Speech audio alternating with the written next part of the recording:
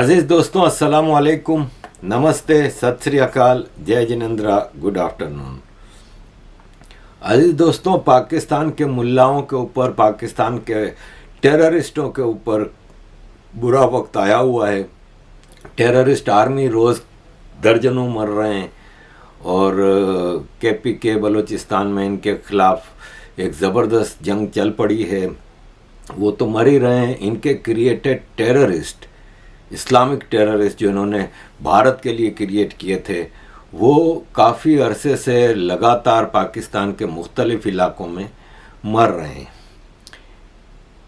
भारत का एक वांटेड लश्कर तैयबा का टेररिस्ट ख्वाजा शाहिद अगवा हो गया था परसों, और कल POK के LOC के करीब 8 मुकाम सेक्टर POK के पास से उसकी सरतन से जुदा लाश मिली है। और पाकिस्तान के सारे टेररिस्ट इस वक्त डरे हुए हैं। हाफिज सईद शायद शदीद शौक में है, डिप्रेशन में है कि इसके टेररिस्ट रोज़ की बुनियाद पे मर रहे हैं। अज़ीज़ दोस्तों, मैं हमेशा नहीं कहता था कि दुनिया में कहीं भी टेररिज्म हो और पाकिस्तानी उसमें ना हो, ये हो नहीं सकता। याद होगा ब्लैक लाइव्स मैटर्स के दौरान एक लड़की बतूल पेट्रोल बम फेंकते हुए, पुलिस की गाड़ी में पेट्रोल बम फेंक रही थी, एक बोतल में पेट्रोल भरा हुआ था, ऊपर कपड़ा लगा हुआ था, पुलिस की गाड़ी में फेंकते हुए रंगे हाथों पकड़ी गई थी और उसको सज़ा भी हुई। अब ये एक लड़की है जिसको पुलिस ने, मेट्रोपॉलिटन पुलिस ने नोटिस इशू किया है। महक कुरैशी एक डिज़ाइनर है लंदन में। डिज़ाइनर का आपको पता है कि कोई बुरके डिज़ाइन नहीं करती, लेकिन ये खड़ी हुई है गज़ा के लोगों के लिए। तो पोस्टर इसने जो उठाया था उस पर लिखा था कि दुनिया को यहूदियों से पाक करना है। ये हेट स्पीच है। पुलिस इसके ऊपर अब इंक्वायरी कर रही है। ये लाजमी है। क्राइम, टेररिज्म, ये सब मुस्लिम सोसाइटी का लाजमी हिस्सा है। इनके अंदर क्राइम और टेररिज्म बसा हुआ है। ये एक पाकिस्तानी है, मोहम्मद शिराज रियाज।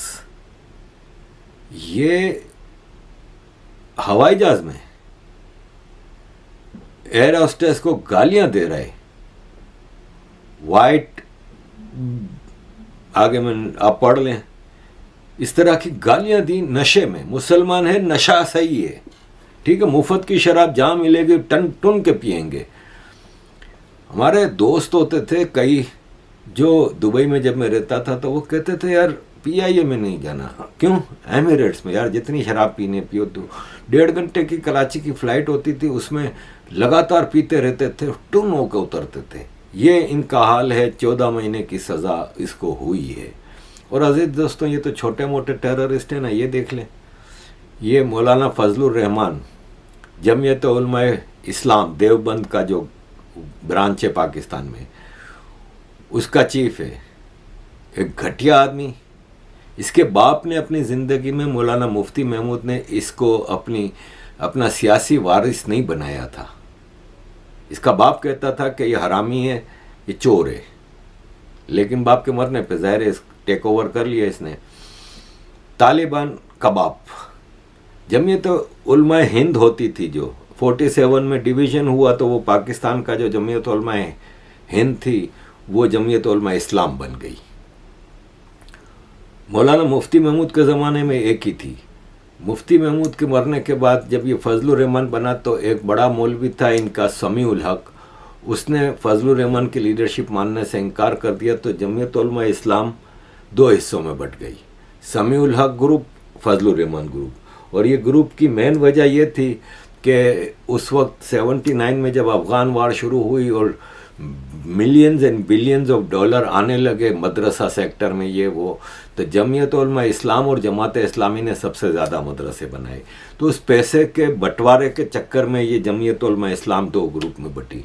और तालिबान का एक्चुअली बाप समीउल हक को कहा जाता है, लेकिन फजलुर रहमान ग्रुप के पास भी हज़ारों मदरसों का ठेका था।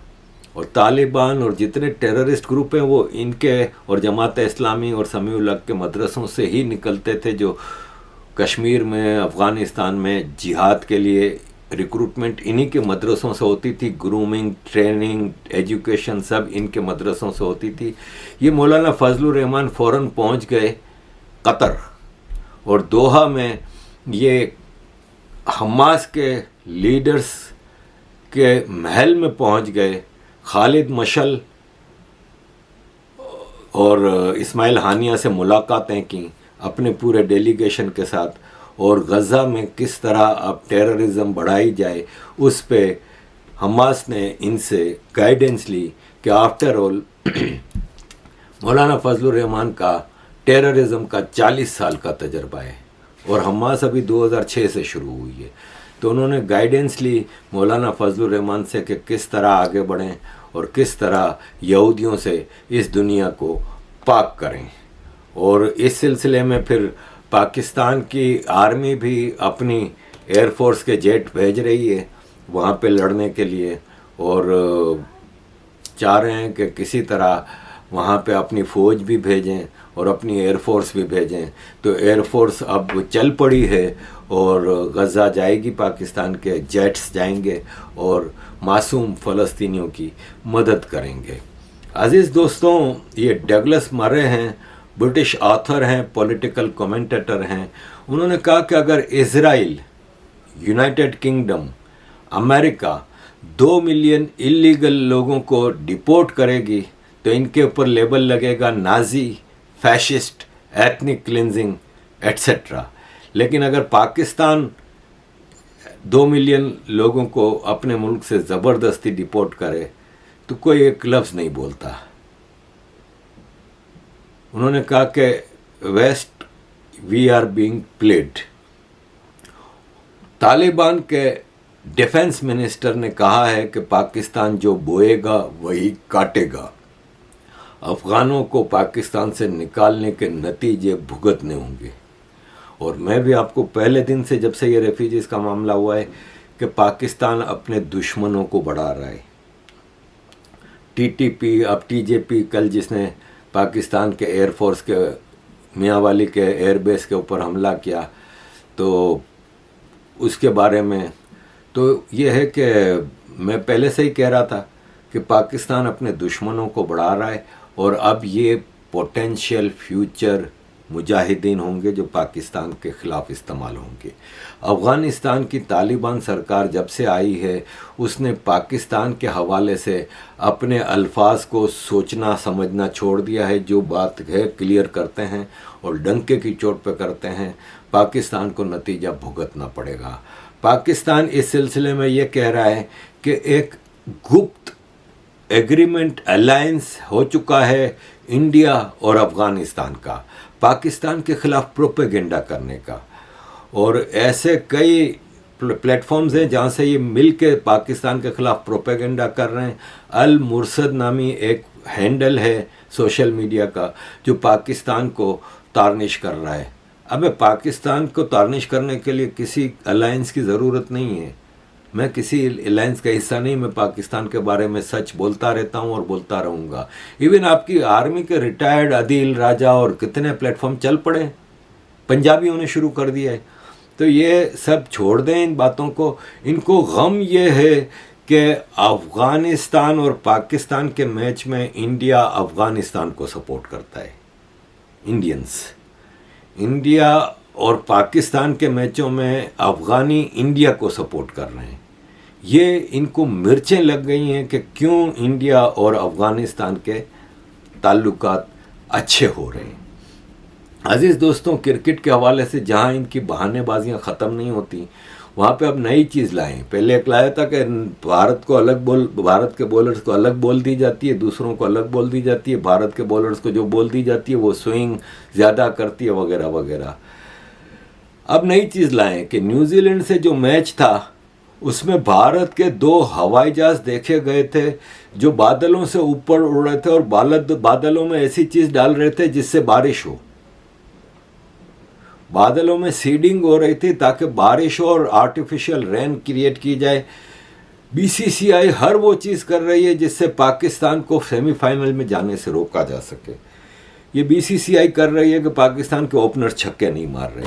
ये BCCI कर रही है कि पाकिस्तान का वर्ल्ड कप की हिस्ट्री में किसी बॉलर का सबसे ज़्यादा रन देने का रिकॉर्ड हारिस रऊफ तोड़ता है न्यूजीलैंड के खिलाफ, सबसे ज़्यादा रन देने का, तो उसके आधे घंटे बाद शाहीन आफरीदी हारिस रऊफ का रिकॉर्ड तोड़ देता है। ये सब BCCI की साजिशें हैं। तो अजीज़ दोस्तों, बारिश न्यूजीलैंड पाकिस्तान के मैच में 3-4 दिन पहले ही प्रेडिक्ट हो चुका था कि मैच के दूसरे हिस्से में बारिश होगी। मैच के 2 दिन पहले मैं इसकी रिपोर्ट्स पढ़ रहा था, उसमें साफ लिखा था कि जो भी टॉस जीतेगा उसको सोचना होगा क्योंकि दूसरी इनिंग में बारिश होगी। लेकिन ये भारत ने स्पेशल हवाई जहाज़ उड़ाए थे और ये बारिश करवा दी। अजीज़ दोस्तों, पाकिस्तानी है ना, हर चीज़ मुफ्त में आधी कीमत में लेने की आदी हैं। और न्यूजीलैंड के खिलाफ मैच में भी इनको 400 का टारगेट मिला था तो 200 पे जीत गए। ये नहीं देख रहे कि इनको उस बारिश का फ़ायदा हुआ, क्योंकि लॉन्गर रन में अगर पहले आवर्स में तो वो कर लिए थे, अगर 25 की जगह 30 ओवर का मैच हो जाता ना तो पाकिस्तान को बहुत टाइट टारगेट था। तो इसलिए ये ना कहें फ़ख्र की एक इनिंग चल गई तो आपने चैंपियंस ट्रॉफी भी जीती थी और इस बार भी आपने न्यूजीलैंड से जीत के हवाओं में उड़ रहे हैं। तो अब लेट्स सी। और अभी इंग्लैंड का मैच इनके साथ बाकी है, तो इंग्लैंड आखिर को कहीं ना कहीं तो उठेगी, तो अब उठने का बेस्ट वक्त है। और अब इंग्लैंड के लिए भी बेस्ट चांस है कि इनके देश ग्रेट ब्रिटेन में पाकिस्तानियों ने जो गंद मचाई है ग्रूमिंग गैंग की, टेररिज्म की और क्रिमिनल्स की और फ्रॉड्स की, इसका बदला लें और पाकिस्तान को बड़े मार्जिन से हरा दें। अजीज़ दोस्तों, आगे बढ़ते हैं। सऊदी अरब को पाकिस्तान ने $1 बिलियन का मुफ्त पेट्रोल मांगा था उधार पे। ऑलरेडी कई सालों का उधार पेट्रोल पड़ा हुआ है अभी।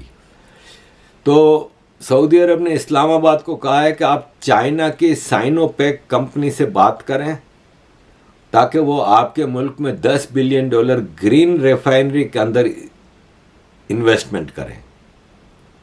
और हमने भी 7.5% इंसेंटिव लिया है 25 साल के लिए वहाँ पे, तो आप भी उनसे बात करें, इससे आपको फ्यूचर में ग्रीन एनर्जी में आसानी होगी। अजीज़ दोस्तों, फवाद चौधरी को कोर्ट में पेश किया गया। 2 दिन का इनका पुलिस कस्टडी का रिमांड मिला है। फवाद चौधरी के ऊपर पूरा प्रेशर है कि इमरान खान, देखें अभी इलेक्शन अनाउंस हो गए 8 फरवरी के। 8 फरवरी को election commissioner of Pakistan president से मिलने गया था और दोनों ने मिलकर 8 फरवरी की तारीख दी है। और सुप्रीम कोर्ट के चीफ जस्टिस ने भी कहा है कि अब 8 फरवरी से आगे पीछे नहीं होने चाहिए इलेक्शन। अगर कोई जंगी मामलात नहीं होते या पाकिस्तान आर्मी कोई नई शरारत इंडिया के साथ शुरू करके इलेक्शन डिले ना करा दे तो 8 फरवरी के इलेक्शन है। इलेक्शन में इमरान खान और उसकी PTI को बाहर करने के लिए इनको साइफर केस, 9 मई का केस में इनको इम्प्लिकेट करना लाजमी है, क्योंकि फ्रॉड और ये तोशा खाना और करप्शन के केसों में PTI बैन नहीं हो सकती। बैन होगी जब नेशनल सिक्योरिटी के इश्यूज़ लाइक साइफर, लाइक 9 में टेररिज्म का केस बन रहा है, साइफर नेशनल सिक्योरिटी का केस बन रहा है, उसमें ये गवाह जमा कर रहे हैं। बेशुमार PTI के लोग छोड़ के आए हैं जैसे शेख रशीद, और सब ने आके उनको जब भी छोड़ा उसी तुरंत छोड़ा जाता है जब या तो वो किसी एंकर के सामने बैठ के इंटरव्यू करें या प्रेस कॉन्फ्रेंस करें जिसमें कहें कि हाँ इमरान खान ने 9 मई का वाक़या कराया था, 9 मई पाकिस्तान के साथ गद्दारी थी, 9 मई को जो अटैक हुए थे पाकिस्तान आर्मी के और दूसरे लोगों के घरों पे और गवर्नर हाउस पे, वो पाकिस्तान के ख़िलाफ़ साजिश थी जो डायरेक्ट इमरान खान ने करवाई और PTI के लोग इसमें शामिल थे। शाह महमूद कुरैशी अभी तक सरेंडर करने को तैयार नहीं। शेख रशीद जैसे, उस्मान डार जैसे, दूसरे फ़ारूक हबीब जैसे कई लोगों ने आके बयान दे दिया है। अब फवाद चौधरी ज़ाहिर इमरान खान की किचन कैबिनेट का क्लोजेस्ट लोगों में से एक था, तो फवाद चौधरी पे भी काफ़ी अरसे से प्रेशर है। ये अवॉइड कर रहा था, इसको गिरफ्तार भी पहले किया गया था। इसने कहा था ठीक है मैं इस्तेकाम पाकिस्तान पार्टी जो जहांगीर तरीन ने आर्मी चीफ के कहने पे बनाई है मैं उसमें जाऊंगा, ये उसमें गया भी था, लेकिन वो उस पार्टी में अपनी मेंबरशिप नहीं ली थी और ऐलान नहीं किया था कि मैं इस्तेकान पार्टी ज्वाइन कर रहा हूँ, ना इमरान खान के ख़िलाफ़ बयान दिया था, तो अब इसको उठा के ले गए हैं और मुंह पे ढाटा डाल के लेके गए हैं। इसका भाई एक वकील है, उसने कहा मेरे घर पे ही नाश्ता कर रहा था तो आके उठा के ले गए। मैं वकील हूँ, मैंने उनसे मांगे अरेस्ट वारंट, ये वो, तो कुछ भी पेपर वर्क नहीं दिया। अब फवाद चौधरी को लेके गए हैं, अरेस्ट वारंट की और उन चीज़ों की एक ऐसे मुल्क में ज़रूरत होती है जहाँ पे कॉन्स्टिट्यूशन होता है, जहाँ पे रूल ऑफ लॉ होता है, जहाँ पे डेमोक्रेसी होती है। बनाना रिपब्लिक में इन चीज़ों की ज़रूरत नहीं होती। इस वक्त फवाद चौधरी की पिटाई हो रही है, उनका सेक्सुअल टॉर्चर हो रहा है और बहुत जल्द फवाद चौधरी को भी प्रेस कॉन्फ्रेंस करनी पड़ेगी या किसी एंकर के सामने आके इंटरव्यू देना होगा। अजीज़ दोस्तों, पाकिस्तान में जर्नलिस्टों के लिए काम करना बहुत मुश्किल हो गया और जर्नलिस्टों की ज़िंदगी बहुत तकलीफ़ में है। और इसी सिलसिले में जैसे हमने देखा कि इमरान रियाज़ खान को उठा के ले गए थे, आज इमरान रियाज़ खान की ये हालत है कि महीने से ऊपर हो गया इसको छूटे हुए, लेकिन एक लफ्ज़ नहीं बोल रहा, एक बयान नहीं दे रहा। इसको बिल्कुल बंद कर दी है इसकी बोलती। और ये बिल्कुल एक क्योंकि ज़ाहिर है 4 महीने आप आर्मी के सेल्स में रहेंगे। मैंने आपको बताया था कि आज से 2-3 साल पहले मेरे अपने करीबी रिश्तेदार, मेरे बेटे जैसा था, उसको उठा के ले गए थे और उसकी माँ ने मुझे बाद में बताया था कि उसको जब लेके गए तो एक कमरे में डाल दिया, पूरे कपड़े उतार के। कमरे में बिल्कुल अंधेरा था और वहाँ पे चूहे, कीड़े, बिच्छू, कई चीज़ें डाल दी और अंधेरे में नंगा पुंगा वो 2 दिन पड़ा रहा। वहीं टॉयलेट, वहीं सब कुछ, अंधेरे में 2 दिन रहा। वहीं आदमी की हिम्मत ख़त्म हो जाती है। और जो इन चीज़ों को, और फिर इसके बाद जो सेक्सुअल टॉर्चर होता है, डंडों को तेल में भिगो के लाते हैं और फिर कोई किधर से क्या करता है, कोई किधर से क्या करता है, इन सारे मरलों से भी कोई आदमी गुजर के कामयाब हो जाए ना, सस्टेन कर जाए ना, तो उसकी फैमिली को लाते हैं। पीटीआई के कई लोगों की बहनों को उठाया है। परसों पीटीआई का एक लीडर नहीं मिला, उसके घर पे छापा मारा, नहीं मिला, उसकी बहन को उठा के ले गए। तो पाकिस्तान में तो ये चीज़ें नॉर्मल है। तो इमरान रियाज़ के साथ इतना कुछ हो गया कि अब मतलब उसका क्या कह सकते हैं। अरशद शरीफ को कीनिया में मार दिया था। तो पाकिस्तान की आईएसआई तो बाहर भी अटैक करती है। अब जैसे ये इंटरनेशनल डे ऑफ जर्नलिस्ट था, उस पर ये बताया गया है कि पाकिस्तान में जर्नलिस्टों की सेफ्टी बिल्कुल मुमकिन नहीं है। और international day to end impunity for crimes against justice में, जर्नलिस्ट में पाकिस्तान के बारे में ये रिपोर्ट आई है कि पाकिस्तान में जर्नलिस्टों को बेदरेख मारा जाता है, कोई पूछने वाला नहीं है, कोई कानून नहीं है, कुछ भी नहीं है। अज़ीज़ दोस्तों, मलिहा लोधी बेनज़ीर भुट्टो की बहुत अच्छी दोस्त हुआ करती थी। उसको अमेरिका में भी एम्बेसडर बनाया गया था 2-3 बार शायद। बेनज़ीर भुट्टो की फेवरेट होती थी। ये पहले डॉन अखबार में थी और इंग्लिश जर्नलिस्ट थी, लेकिन बाद में ये पाकिस्तान आर्मी के पैरोल पे आ गई, तो पाकिस्तान आर्मी ने इसको अपने इंटरनेशनल कामों में लॉन्च किया। तो मलिहा लोधी ने अभी एक आर्टिकल लिखा है डॉन में कि नवाज शरीफ पाकिस्तान आ गया है तो वो शायद भूल गया है कि अब ये वो पाकिस्तान नहीं है जो वो पाकिस्तान छोड़ के गया था। पाकिस्तान अब ऐसा पाकिस्तान नहीं है, पॉलिटिकली, सोशली और इकोनॉमिकली। वो बिल्कुल सही कहा है कि पॉलिटिकली भी अब पाकिस्तान में पहले भी आर्मी की दादागिरी थी, इस बार तो खुल के सामने आ गए हैं और दुनिया में कोई ये लफ्ज़ नहीं बोल रहा कि पाकिस्तान में डेमोक्रेसी ख़त्म हो गई है। भारत बांग्लादेश में डेमोक्रेसी ख़तरे में है, पाकिस्तान में डेमोक्रेसी फ्लरिश कर रही है। तो अब पाकिस्तान में डेमोक्रेसी तो सवाल ही पैदा नहीं होता कि हो।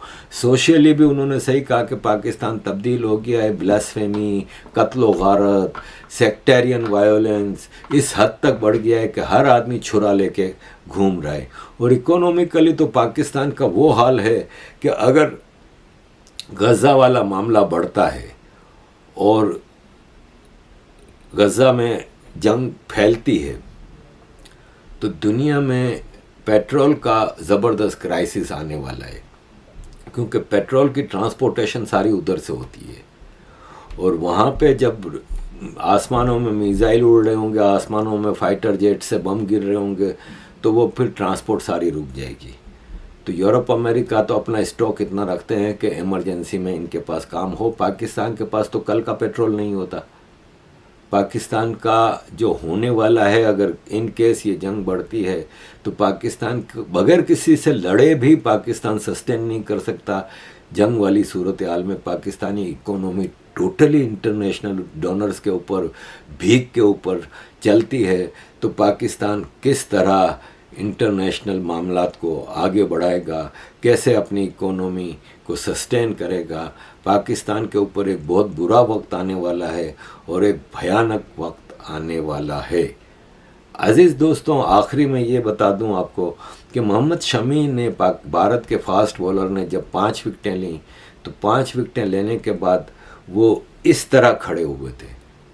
تو پورا پاکستان کہہ رہا ہے کہ وہ سجدہ لینے جا رہا تھا، لیکن پھر ڈر گیا کہ میرے کو ہندو کیا کہیں گے.